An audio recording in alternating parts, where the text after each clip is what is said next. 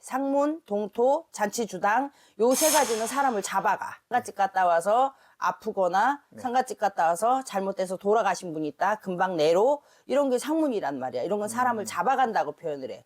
그 사람을 잡아갈 만큼 나쁜 건데 그냥 시부적 비방을 해서는 먹히지 않겠지. 그렇죠. 그러니까 무속적인 비방으로 해서 풀을 거면 제대로 풀어야 되지. 갈 일이 없으면 최대한 좋겠지만 우리가 상갓집에 갈 일이 있잖아요. 그럼 이제 상갓집에 갔다 왔을 때 이런 걸 꼭 해야 된다 혹은 이런 걸 좀 조심해야 된다라는 걸 주제로 콘텐츠를 진행해 보겠습니다. 상갓집 갔다 왔을 때 조심해야 된다. 이거 뭐 전체적으로 할 수 있는 얘기는 아니고 사람마다 다 다르겠죠. 다른데 무조건적으로 상갓집 간다고 안 되는 건 아니에요. 근데 이제 그 해운년에 너가 몇 월 달에 상갓집 가면 안 된다. 뭐 일곱 수다, 아홉 수다, 뭐 삼재가 걸렸다든가 이런 경우에는 우리가 이제 상갓집을 될 수 있으면 피하라 그러고 방법을 일러주기도 해요. 왜냐하면 이제 뭐 가까운 사람들이 돌아가셨을 때는 내가 운세가 안 좋으니까 뭐 조의금만 보내고 안 가도 되지만 내 부모가 죽었는데도 안 갈 수는 없잖아요. 그렇죠. 내 아버지가 죽었는데 안 갈 수도 없잖아요. 상문이라는 거는 뭐든지 가족이든지 부모든지 타인이 나 아닌 남이 다른 사람이 돌아가셨을 때 입는 부정을 우리가 상문이라 해요. 부모가 돌아가셨다고 그 상문이 안 걸리는 것도 아니고 엄마가 돌아가셨어도 내가 상문을 타려면 타요. 그래서 예전에는 우리가 이제 부모가 돌아가시거나 직계가족이 돌아가시면 우리가 입관식이라는 거라고 염이라는 걸 하잖아요. 네. 돌아가신 분들 이제 삼배 옷으로 갈아입히는 거 깨끗이 닦여서 그거를 할 때 무슨 띠는 참석을 하지 말아라 이래요. 부모라 해도 그 띠에 해당하는 사람은 상문을 입기 때문에 네. 근데 지금은 이제 장례 문화가 많이 바뀌어서 뭐냐 온 가족이 들어가서 다 보고 이러기도 하는데 상갓집에 갈 때 운수가 사나운 분들은 여러 가지 비방이 많아요. 비방을 좀 해가지고 가시면 좀 득을 보겠지, 이득을.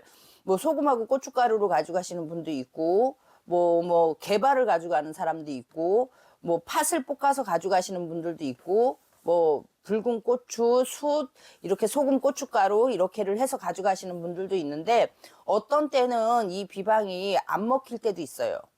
비방을 하고 갔다 왔는데도 내가 아플 수도 있어요. 네. 몸이 갑자기 시름시름. 근데 시름시름 아프는 건 어떻게 우리가 상문이 들었나를 판단을 하냐면 자 돌아가신 분을 우리가 망제라 해요. 망제, 망자 이렇게 표현을 해요. 네. 자 망자가 치매로 가셨어. 근데 내가 상갓집을 갔다 오고 나서부터 자꾸 건망증처럼 기억을 잊어버리고 아파. 죽은 사람하고 내가 똑같은 행동을 한다는 얘기예요. 네. 사고로 가셨으면 온몸이 다 망가졌을 거 아니에요. 그리고 온몸이 다 아픈 경우 상갓집을 갔다 왔는데 내가 자꾸 몸에 이상 신호가 온다거나 아프거나 이럴 때는 이제 내가 비방을 하고 갔다 왔어도 그 비방이 먹히지 않은 거야. 그럴 땐 이제 우리가 상문 치는 일을 해라. 그런 경우에는 우리가 알려주는 비방 갖고는 해결이 안 돼요. 네. 그럴 때는 이제 무속인 선생님을 찾아와서 뭐 구술한다거나 저승사자를 푼다거나 이렇게 뭐 상갓집 갔다 와서 따라든 것들이 있으니까 그걸 풀어내거나 이렇게 해야 되지. 근데 뭐 이렇게 말하면 교회 댕기시는 분들은 그럴 거야. 우리 맨날 상갓집 1년 365일 10년 20년 댕겨도 아무 탈이 없다. 그분은 또 내가 말하면 이렇게 말하지. 너는 사주에 상문이 안 타. 상문이 안 타는 사람도 있어요. 오, 네. 그런 사람은 그냥 맨날 상갓집을 가도 아무 탈이 없어.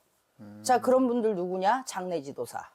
아, 그쪽에서 이제 업으로 하시는 분들. 업으로 하시는 분들 보잖아요. 장례지도사 이런 분들 보면 거의 상문을 타지 않는 사주예요.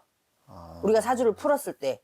그러니까 그런 분들은 그런 직업을 가지고 하시는 거야.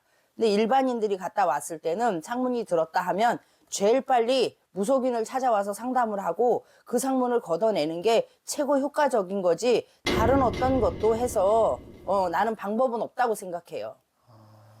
제가 개인적으로 좀 궁금한 거는 저희가 이제 장례식장을 갈 때 상을 당하신 분이 부모님이실 수도 있고 뭐 조부모님이실 수도 있는 건데 그분들이 제가 안 됐으면 좋겠는 마음을 가지시는 않을 것 같아요. 근데 상문이 왜 낀다는 건지가 좀 궁금하거든요. 그러니까 그분들이 나한테 해를 주는 게 아니고 내 자신이 신수가 불기라고 운수가 사나운 거야. 그러니까 내 자신이 상문이 탈 때인 거지 부모님들이 조부님이 조상님이 나를 절대 힘들게 하진 않아요. 근데 내가 올해 해운년에 그분이 돌아가신 그 달에 내가 상문이 탈 운이 있었기 때문에 그 상문이 탄 거예요. 그러면 이제 우리가 타인 상문은 우리가 뭐 이렇게 하는 비방이 있어. 상문 푸는 비방. 네. 뭐 접시밥을 놓고 뭐 이런 걸 저런 걸 놓고 이렇게 뭐 해서 풀어내서 가능하지만 내 부모 직계 가족이 돌아가셨을 때는 우리가 천도제라는 걸 하라고 하지. 진옥이 천도제. 다 발음은 다 달라. 지역마다 똑같은 걸 말을 해도 뭐 자리거지라 하기도 하고 씻긴 꽃이라 하기도 하고 이런 걸 우리가 하라 하지. 왜냐하면 직계 가족을 그렇게 남의 상문 풀어내듯이 풀어낼 수는 없으니까. 그래서 뭐 절에서도 천도제는 많이 하고 우리 무속인한테도 천도제는 많이 하지. 상문을 제일 빨리 풀어내는 방법은 천도제를 하는 게 최고 빠른 방법이지. 그럼 이제 개인이 아는 비방 같은 방법으로 안 된다면은 선생님들께 찾아와서 솔루션을 받는 게 제일 좋다고 하시는 거죠? 그렇지.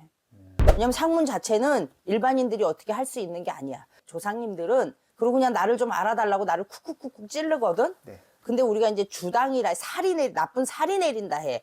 첫째는 상문, 네. 두 번째는 동토. 동토라 하면 남의 물건을 내가 받아왔거나 집안에 못을 박았거나 수리를 했거나 이거에 탈이 나는 걸 동토라 해. 동토. 그리고 잔치집 갔다 온 거. 좋은 경사잖아, 잔치도. 네네. 근데 잔치집 갔다 와서도 음식 잘못 먹고 오고 가지 말아야 될 잔치집을 갔을 때 좋은 경사일에 갔을 때 탈이 나는 경우가 있어. 요 세 가지 상문, 동토, 잔치주당 요 세 가지는 사람을 잡아가 잘못하면. 뭐 우리 삼촌도 들어봤을 거예요. 상갓집 갔다 와서 아프거나 상갓집 갔다 와서 잘못돼서 돌아가신 분이 있다. 금방 내로 이런 게 상문이란 말이야. 이런 건 사람을 잡아간다고 표현을 해. 그래서 사람을 잡아갈 만큼 나쁜 건데 그냥 시부적 비방을 해서는 먹히지 않겠지. 그렇죠. 그러니까 무속적인 비방으로 해서 풀을 거면 제대로 풀어야 되지. 그리고 이 상문코에 잘못 걸려서 자, 내 부모가 내 아버지가 만약에 상갓집 갔다 와서 잘못돼서 바로 돌아가셨어. 이걸 풀지 않으면 집안에 그게 좀 내력으로 내려오는 경우가 생겨. 그래서 이제 아버지가 가시고 나서 줄초상이 나는 경우. 아버지가 돌아가셨는데 할아버지 할머니 위에 어른들이 가는 건 괜찮아. 근데 젊은 사람이 따라가는 경우. 네. 이런 경우도 발생할 수 있단 말이야. 상문이 내려서. 그러니까 이건 어렵고도 힘든 일이지. 무서운 게 상문이요. 그럼 상갓집 다녀올 때는 항상 조심을 해야 되고 혹시나 무슨 일이 생기게 되면은 무당 선생님들께 상담을 한번 받아보는 거를 추천하는 걸로 이 주제는 마무리하겠습니다.